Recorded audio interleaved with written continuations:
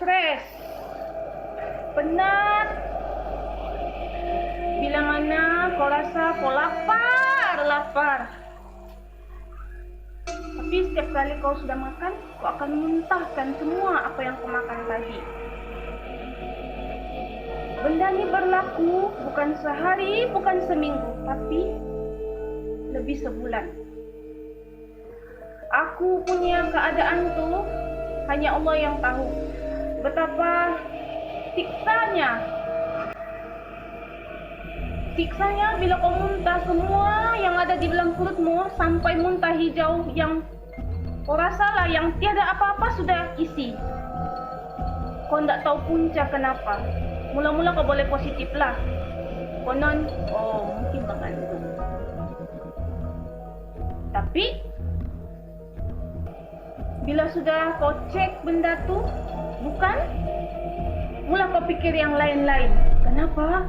Ada penyakit yang berbahaya kan ni? Kau mula memikirkan benda-benda yang tidak-tidak. Sampai satu tahap tu menangis, sedih, sebab tidak tahu punca kan. Tapi apa yang kau pikirkan bukan seperti apa yang berlaku.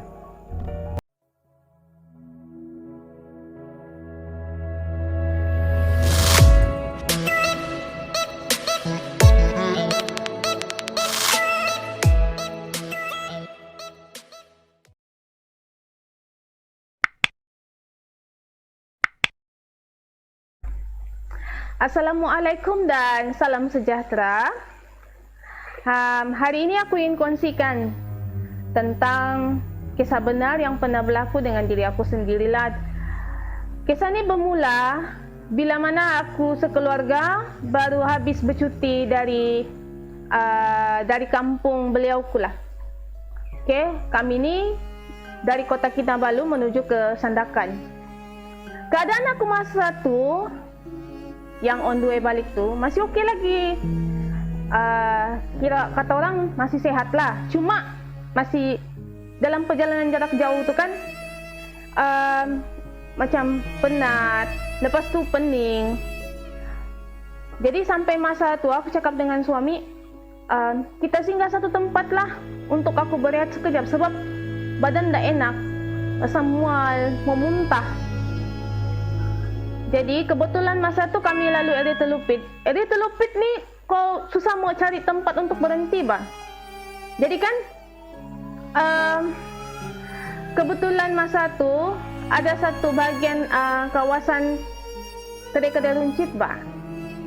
Jadi kami singgah di situlah. Belum sempat aku menumpang untuk tandas restoran di situ, baru buka pintu je sudah muntah habis. Sesudah sampai di Sandakan, time tu dalam awal juga lah kami sampai dalam jam 3 begitu. Sebab waktu malam aku on duty. Aku kerja di hospital Sandakan lah. Okey, keadaan aku masa kerja malam tu okey. Tengah malam aku lapar, aku makan lah dengan kawan-kawan kan. Start situ muntah sudah. Okey, tapi aku diam-diam sejak. Aku cakap mungkin masih tidak selesai badan kan. Jadi besok paginya habis shift tu, sebelum balik kami beli sarapan lah dengan suami. Sampai di rumah makan sarapan, terus aku muntah. Tidak sempat dihadam, muntah habis. Suami menengok sejak. Okey, aku buat macam tidak tahu. Terus bilang Aswin, okey kah? Aku cakap okey. Terus cakap dengan dia, mungkin aku mengandung. Terus bilang suami, cek lah, dia bilang. Okey lah. Kebetulan di rumah masa itu memang ada lah, memang kita standby kan. Cek, negatif. Tidak juga lah sedih, sebab masa itu memang ada anak sudah. Jadi tidak apalah, dalam Masa tuh kita rasa, oh awal lagi kali. Keadaan berulang, muntah. Sampailah seminggu begitu, aku cek lagi, kasih confirm lagi betul kan ya, bukan mengandung. Terus kan, cek lagi balik, negatif. Terus perasaan itu macam yang, kenapa? Macam ada benda yang tidak betul lah. Sampai kawan-kawan pun perasaan benda yang sama lah. Sebab setiap kali aku makan, aku muntah. Sampai dong cakap, jangan-jangan kau mengandung ini. Tapi sebenarnya kalau sudah cek, sebenarnya tidak. Jadi kan, start sudah stres ke situ. Jadi kan, tidak tahan sudah. Mengadulah sama si laki, cakaplah sama dia. Aku rasa sama aku ni ada yang tidak betul. Sejak daripada bercuti, aku cakap, aku muntah sampai sekarang. Satu makanan pun tidak pernah pun meninggal di perutku. Berbincang, terus bilang suami, kita jumpa dokter lah untuk kepastian. Mau janji aku jumpa dokter pun tiba, aku terus jumpa dokter pakar puan. Yang pertama dia, sebab aku mau kasih confirm, yang aku nih betul-betul kan tidak mengandung. Sebab simptomku tuh kan betul-betul macam yang orang mengandung bah, yang muntah-muntah. Tapi muntahnya tuh tidak kira masa, asal dia makan memang muntah. Jadi kan jumpa dokter Saryani, kalau orang sana kan dia kenal lah, dokter pakar puan sini di Batu Empat.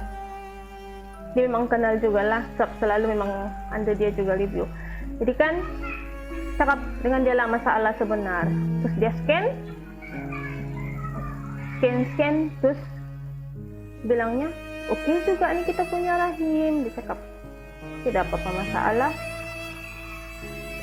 Terus kan dalam masa yang sama dia tolong scan juga lah bagian kita punya abdomen ni kan.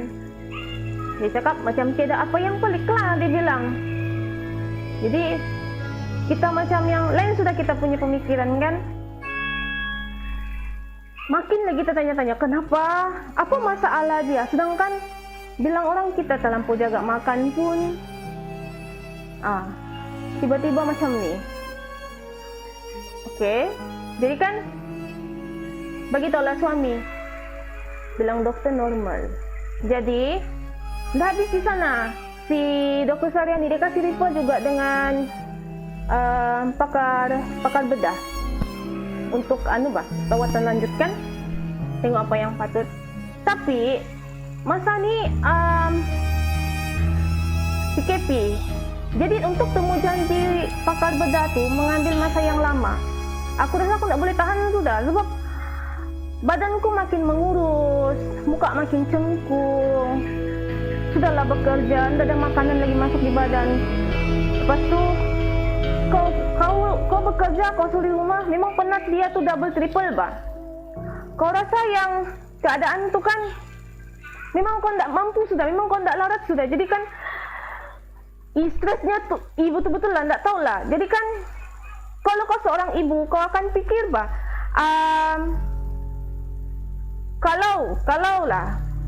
kalau lah aku ni mau buat pembedahan, masa tu kau ada anak kan, siapa mau jaga anak, siapa mau urus laki, mesti kau akan pikir begitu. Sebab naluri keibuan tu dia akan sentiasa risau bah, disebabkan menunggu lama sudah tu temu janji kan. Jadi cakap dengan suami, bincanglah apa yang perlu dibuat. Aku cakap dengan dia, kalau aku serah diri di hospital ni, di kecemasan, confirm kena tahan. Tapi aku banyak benda mau dipikir bah, anak kan, siapa mau jaga. Jadi kan betul lah bilang orang lah, perempuan sakit macam mana pun dia tetap akan pikirkan keadaan anak-anak dia. Sebab dia risau, apa-apa berlaku kan,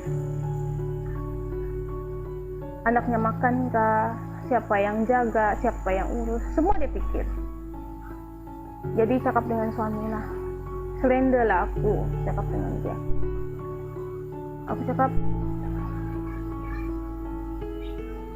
aku mau salah diri sudah pergi hospital. Aku tidak tahan sudah. Betul-betul masa itu mengadu sudah sama suami, berdepan sudah, menangis sudah. Memang yang bilang orang merayu sudah. Yang memang yang down habis-habis sudah, Pak. Terus time itu aku cakap dengan suami, kalau apa-apa berlaku, aku di operation, aku cakap, aku nak mau buat di sini. Sebab di sini aku cakap tiada tolong jaga anakku. Disendakan lah maksudnya.